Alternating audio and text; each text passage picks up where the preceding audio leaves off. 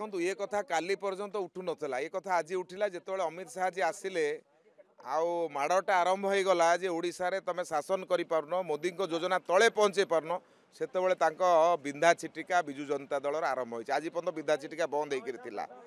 तेणु देखंतु गोटे सरकार ओडिशा रे तापर किछि मुद्दा नाही। देशर गृहमंत्री तो कहीकि गले जे आमे जहाँ पठाऊछु एठी पहुँचुनी तले ताठो बड़ कथा कौन हो पारे।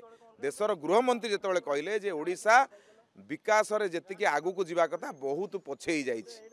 भारत सरकार प्रबल पैसा पठाउछंती किंतु से सब पैसा के माने कोन करूछंती पैसा को डाइवर्ट करूछंती लोकंग पाखरे पहुँचई दउ नाहंती तांकर बिजु जनता दल कर्मी मान भितर बांटी दउछंती।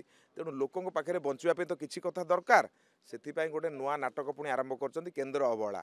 मु आह्वान करूची जो माने कथा कहउछंती मु खोला मैदान को आह्वान करूची कौथरे अवहेला होइछि बाहर करन आमे बहस को जीवा।